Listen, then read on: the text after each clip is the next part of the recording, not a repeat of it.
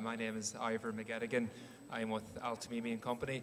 I'm with my colleagues Isabella and Dipali. We're not going to delay you very long. I know there's an impending coffee break, so the last thing anyone wants is a number of lawyers speaking between them and a coffee break. So we promise we won't keep you long. We just have a short, we're going to have a short conversation about insights into doing education as a business in the Middle East, because we appreciate that there's a number of people in the room who are interested in the business side, and we're happy to talk about that. Just before we get into the conversation, for those who don't know Altamimi and Company, we're the largest law firm in the Middle East. We have offices throughout all the major jurisdictions. We have over 330 lawyers, so we have a good idea of what's happening in the different jurisdictions in the education sector. We're one of the few law firms that have a dedicated education practice group, which I chair, and has about 20 lawyers from across our different offices, including my colleagues Isabella and Dipali. So without further ado, I'm going to start a brief conversation about the education business in the Middle East and some of the issues that educators should be aware of from a legal and business perspective. So I'm just going to take a seat, and firstly I'm going to ask my colleague Dipali. Dipali sits in the education group and does a lot of work for a number of education providers in the UAE specifically, particularly in the nursery, pre-nursery, preschool and K-12 space. So, Dipali, if I start with you maybe and maybe get your insight. Well, one of the questions we always get asked for people moving into the jurisdiction is how do they meet up with prospective partners? If they're an investor, how do they meet a school operator? And it's usually the other way around. If they're an operator, how do they meet an investor? And how does that collaboration normally take place? And how does that relationship start? And I suppose, is it a difficult part of the world to enter the education market? Thank you, Iber. As Iber introduced, I'm Dipali. I'm at Altamimi in the education sector, and I'm really happy to be here today with all of you. Coming to the question, generally speaking, when investors look to the region, and particularly to the UAE, and even more particularly to Dubai, I would say that matchmaking and collaboration usually happens informally. In other words, it happens via connectors and enablers. For example, Altamimi is one such connector. Given our large network and our ear to the ground, we're often the first port of call for investors that are not established here, not familiar with the region. They will knock on our doors and ask, who should we be speaking to? Who are the landowners? Who are the big operators? Who are the private equities that are interested in the education space?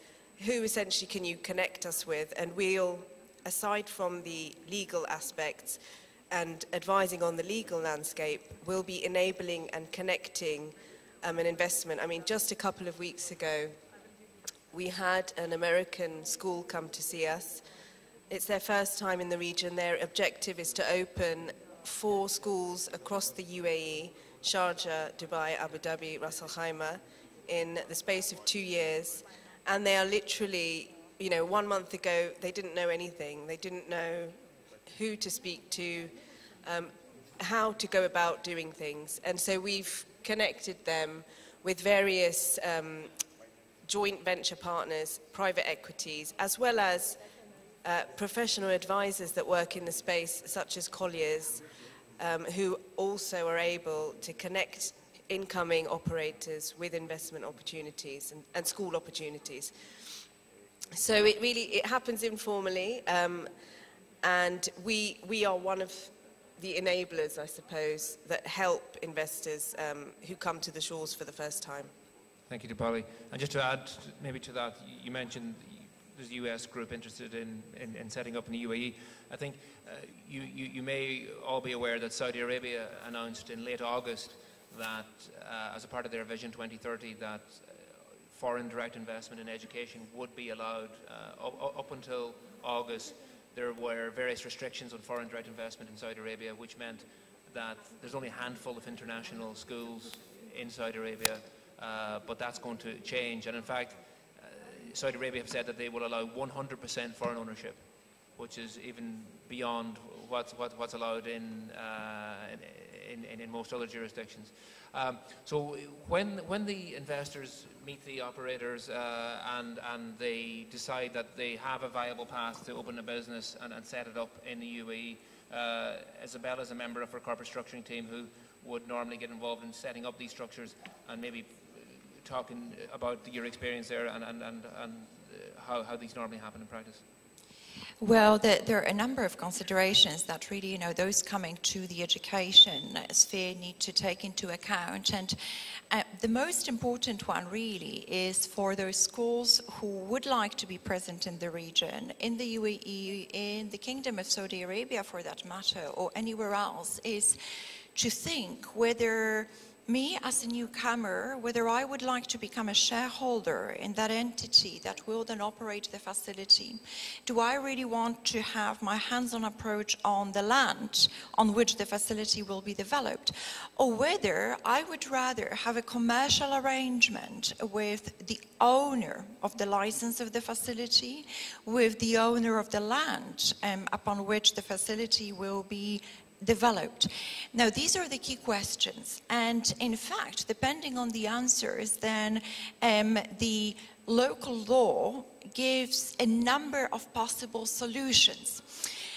One of those solutions, and that would be the lightest one really on the ownership and that legal connection to the operation of the school, would be for a school to come to the UAE or to another jurisdiction in the region and say, we would like to have a franchise arrangement with the local owner of the school. We will provide our curriculum guidelines. We will have an intellectual property rights licensing arrangement with the owner of the school. We will make sure that the branding is also there. However, we are not interested in owning a stake of that school to be based on the ground.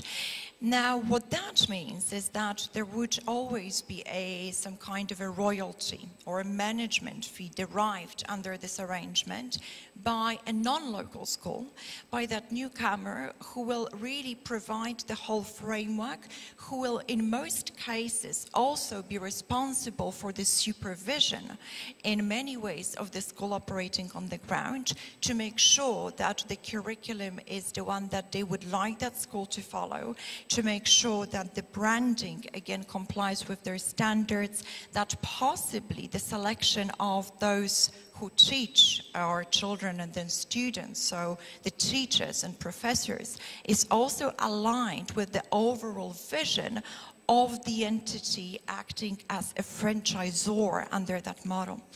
So that's one of the models. But if a newcomer will come and say, well, I'm only interested in being on the ground, in having a school that operates under my brand name, if I'm able to also derive dividend, if I participate in the profit of the school, if I'm a co-owner of the school.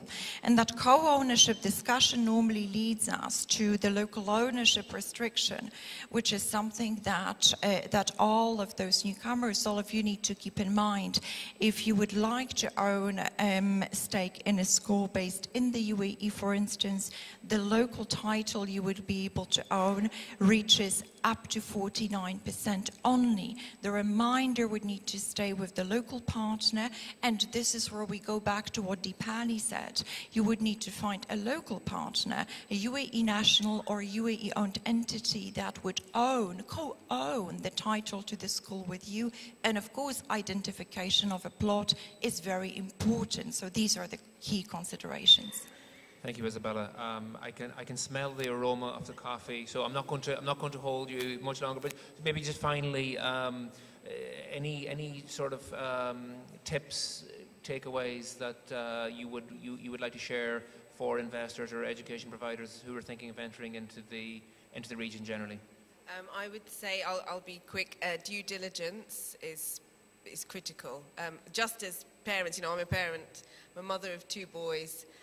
I come from a family where my grandfather sent his 4 daughters to university in England So I come from a family where education is critical. As a mother of 2 sons, I do my due diligence on their schools as if I am on a $1 billion IPO deal. So, you know, the due diligence is absolutely critical for an investor coming into the market to pick the right partner, to pick the right plot, and then marrying the right partner in order to ensure a long and successful relationship in this region is critical. So due diligence and marrying the right partner.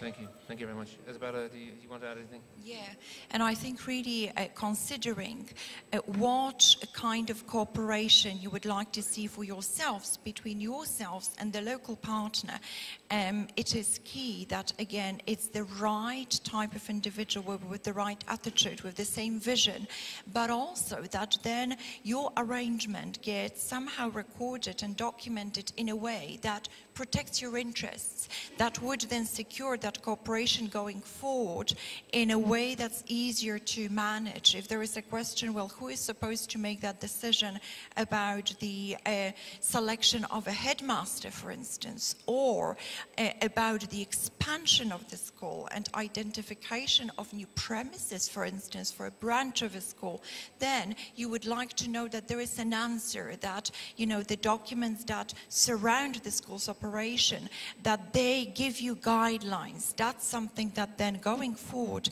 prevents potential conflicts that you may enter into with your other business partner. Thank you, Isabella. Thank you, Dipali. Just as a summing up, some of the people ask us, where are the new opportunities in this market? Because obviously Dubai is a more mature market than any other Middle Eastern market. Obviously Saudi Arabia, Egypt are the new frontiers for all investment, but particularly education.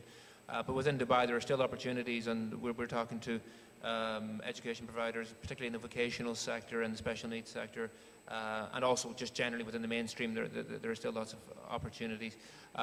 Without further ado, we're going to be circulating around. We're happy to take any questions or talk to people afterwards over coffee. But thank you for listening for the last 10 minutes. I appreciate it's been a long morning and coffee's waiting. So thank you very much, and have a very good day. Thank you.